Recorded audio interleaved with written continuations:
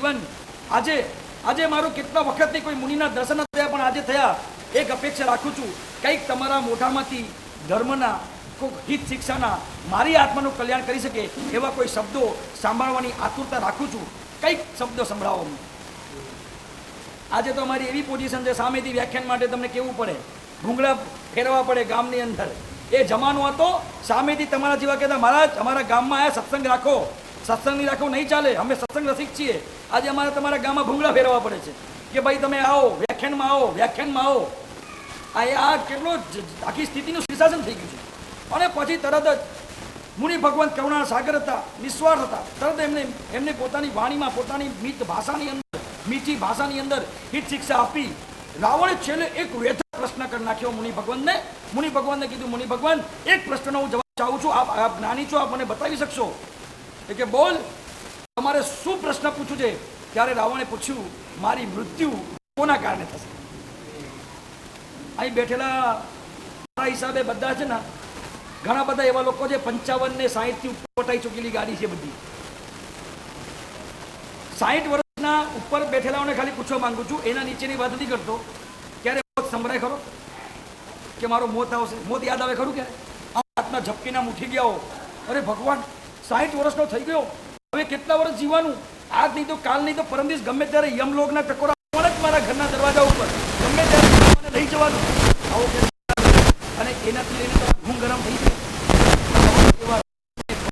આટલી ભોગ સામગ્રીની અંદર પણ આટલા ભોગના વચ્ચે વિનારો રાવણ પણ આ નોટ હતો. ગમે તેવો રાવણ હતો, વિદ્વાન હતો, વિદ્યાધર હતો, કઈ તાકાત હતી, તમે મારા કામ સારી રીતે છતાં પણ એને પોતાના દિમાગમાં એક વાત ફીટ હતી કે મારે એક દિવસ આ બધું છોડીને જવાનું છે. માટે એને પ્રશ્ન એ ના કર્યો, સીધો પ્રશ્ન એ કર્યો કે મારું મોત કેવી રીતે થશે? મુનિ ભગવાન જ્ઞાની હતા, તરત જ કીધું કે તારું મોત એક સ્ત્રીના કારણે થશે. ધ્રુસકે રાવણ રડી પડ્યો. એ કે ભગવાન એક સ્ત્રીના કારણે આ વિદ્યાધર, આ રાવણ જેવા રાવણનું મોત, આ તમે શું સંભળાવી રહ્યા છો? સાચું કહું છું રાવણ, મારું જ્ઞાન ખોટું નથી બોલતું. અરે મુનિ ભગવાન એવી વાત નથી, તમારી પર મને પૂરો વિશ્વાસ છે. પણ મને એ આશ્ચર્ય કે આવો રાવણ પરમાત્માનો ભક્ત અને એને એક સ્ત્રીના કારણે મરવું પડશે. તમે ગમે તે કરો, આનો કઈ ઉપાય બતાવો, આને કઈ ફેરવો. ભગવાને કહી દીધું, ભવિતવ્યતાને બદલવાની તાકાત તારે મારી નહીં, ઈશ્વર ખુદ ઈશ્વરમાં પણ નથી. ઈશ્વર પણ ભવિતવ્યતાને બદલી શકતું નથી. તું તો હું શું કરી શકવાના? કઈક ઉપાય બતાવો. ચલો ઠીક છે, એક ઉપાય બતાવું છું. કે શું? એક નિયમ લઈ લે, કોઈ પણ સ્ત્રીની ઈચ્છા વિરુદ્ધ હાથ પણ નહીં લગાડીશ. લાવું છે. કેટલી વાર રામાયણ વાંચી તમે? રામાનંદ સાગરની એ જમાનામાં રામાયણ આવતી, કેટલી વાર રામાયણ જોઈ લીધી. રામાયણ કેટલી વખત અહીંયા ખારોમાં વંચાઈ ગઈ હશે, કથાકારો વાંચી ગયા હશે. કેટલી વાર રામાયણના પ્રસંગો તમારા કાનમાં અથડાઈ ગયા છે. હું તમને પૂછવા માંગુ છું, 3 સ્ટેટમાં અંદર તમે કયા સ્ટેપ પર ઉભા છો? મને આ જવાબ જોઈએ છે. પ્રશંસનીયના સ્ટેપ પર છો?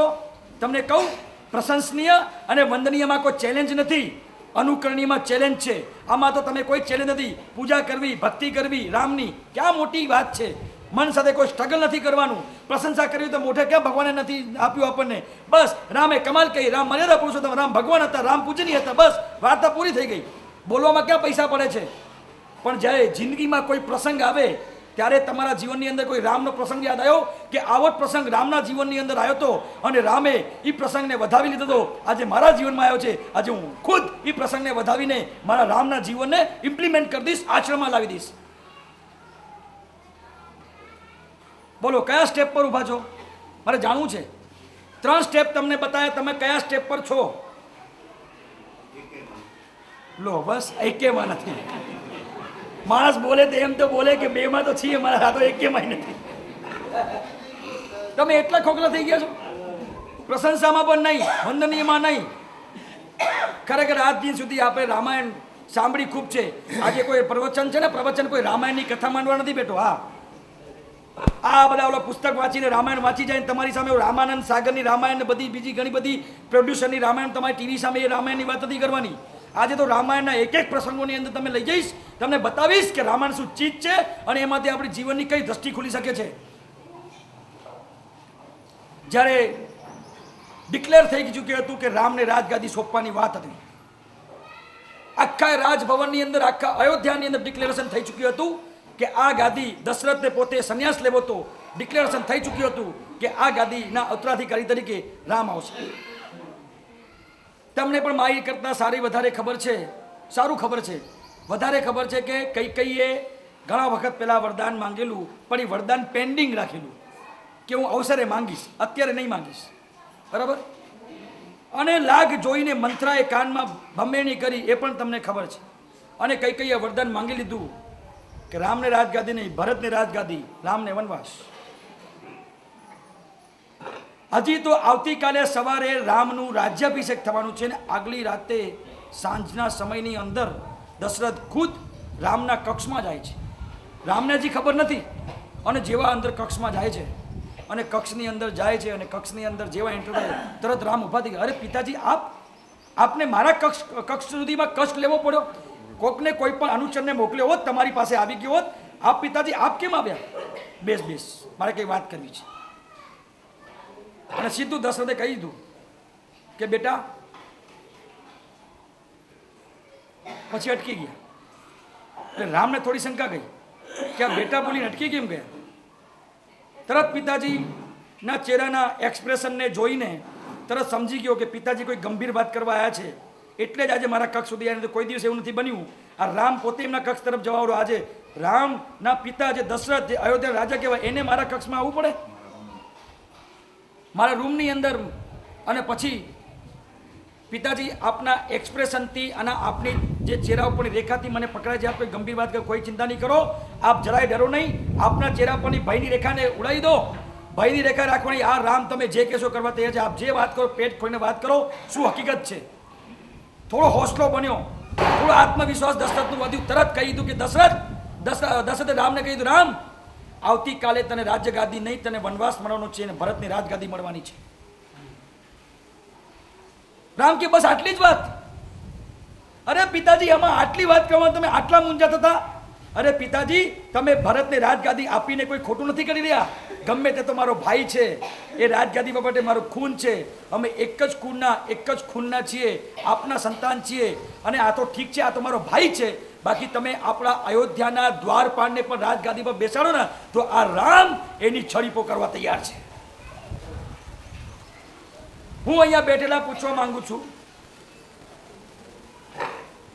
તમારા મા બાપને તમને કંઈ કહેવું હોય, કોઈ પણ વાત, વિધાઉટ ગ્રાઉન્ડ, વિધાઉટ બેકગ્રાઉન્ડ, કોઈ પણ જાતની પૂર્વ ભૂમિકા રચાયા વગર સીધી આજ્ઞા કરી શકે એવી યોગ્યતાવાળા એક પણ દીકરા બેઠેલા છે? તમારા મા બાપને કોઈ જાતનું ટેન્શન ના હોય, તમારા મા બાપને કોઈ જાતનો ડર ના હોય કે આ વાત મારા દીકરાને કરીશ, મારો દીકરો મારી વાત માની લેશે, એક પણ સેકન્ડમાં ના નહીં પડે, એના મોઢામાં કોઈ પણ જાતની ના નહીં હોય, એ સ્વીકાર લેશે. આમાં બેઠેલા હું બેઠેલાને કેટલા પૂછવા માંગુ છું, તમારા મા બાપ તમને સીધી આજ્ઞા કરી શકે, આદેશ કરી શકે? રામને જેમ સીધી આજ્ઞા કરી દીધી, વનવાસ ખાવાના ખેલ હતા, રાજગાદીથી સીધી વનવાસ, રાજગાદીથી સીધો વનવાસ. કેટલું કંટ્રાવર્સી છે. જ્યાં રાજગાદીના ભોગ અને સુખો માણી સીધા એના ઉલટું, ત્યાં કાંટામાં કોઈ નાસ્તાનો ડબ્બો નહીં, કોઈ સિક્યુરિટી નહીં, કોઈ સેવા કરવાનું નહીં, એવી જંગલની સીધી રાજગાદીને ફટકારી કે તારે વનવાસ જવાનું છે. અને આ રામ હસતા હસતા સ્વીકાર લે. કેટલી યોગ્યતા હશે? હું અહીંયા પૂછવા માંગુ છું કે અહીંયા બેઠેલા જેટલા પણ દીકરાઓ છે, એના મા બાપ તમને કોઈ પણ જાતની આજ્ઞા સીધી કરી દે એવી યોગ્યતા કોઈનામાં છે ખરી?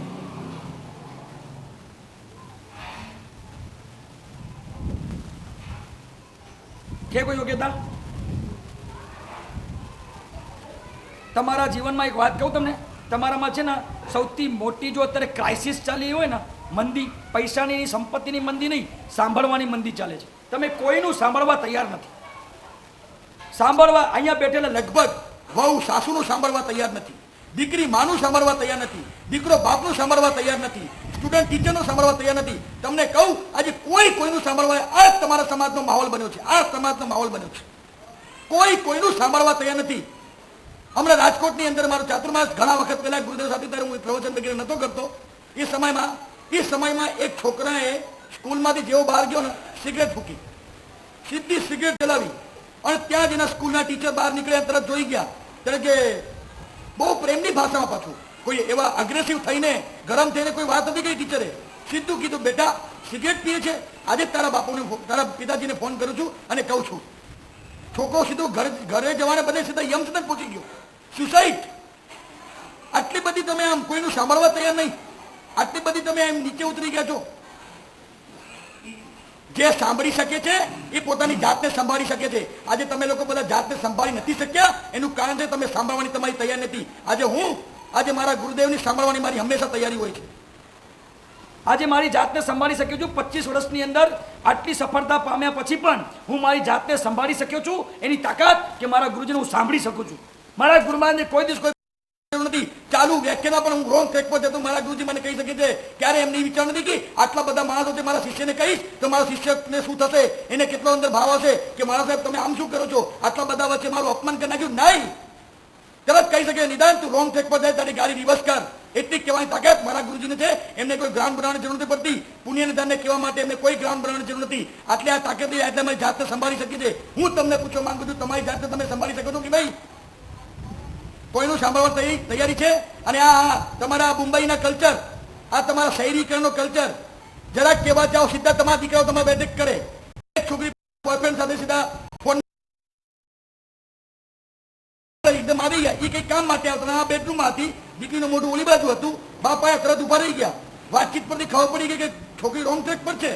તરત છોકરીએ એક લાફો માર્યો કે બેટા મારું કુલનું નિકંદન કરવા બેઠી છે. મેં તને મોબાઈલ એના માટે નથી આપ્યો કે તું આવા બોયફ્રેન્ડ સાથે તું પ્લાન કરે પિક્ચરના. મેં એના માટે આપ્યો છે તારી સેફટીને, તમને ખબર પડે તું ક્યાં છે. દીકરીએ શું જવાબ આપ્યો ખબર છે? પપ્પા ખબરદાર છે કે આજ પછી મને હાથ ઉપાયો છે એ તો બીજી વાર પોલીસ કમ્પ્લેન કરી દઈશ કે મારા બાપાએ મારા પર રેપ કરવાની કોશિશ કરી છે. આ માહોલ